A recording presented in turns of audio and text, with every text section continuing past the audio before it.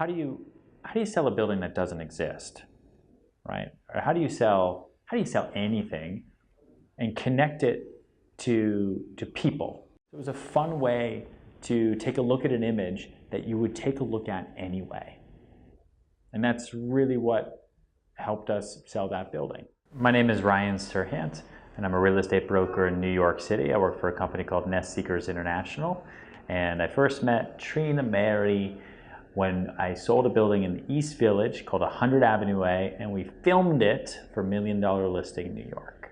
I knew that in New York City, in the new development market, there's so much competition.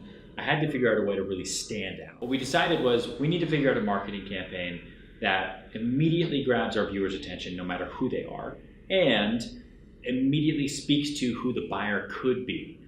And we thought about maybe just taking photos of different people who live in the East Village and maybe putting them in the renderings. And we thought about, doing a comic strip idea because the East Village is cool and artsy and nice and fun. We thought about, oh man, we had like 1,000 different ideas. And then we said, you know what? There's this body painter named Trina Mary, and she can paint people to blend in with their backgrounds. We're like, that's cool, but that's so crazy. How would that make any sense for us when we're selling a building?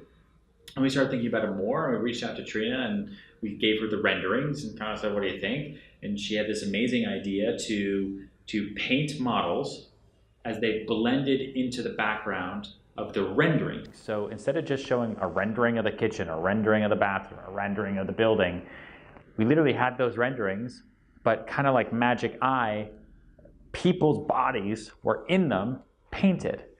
And so it grabbed everyone's attention. It was pretty wild. And then we came up with a little idea of, you know what, let's wrap the entire construction site in a huge banner with naked people painted in the address of the building.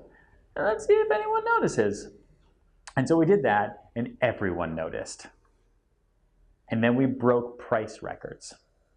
There's a little bit in between there where people got a little bit angry, and people were like, oh, this is crazy, how you can't sell buildings like this, why would you ever do this, this is too risque, this is too sexy, you're taking advantage of people's bodies.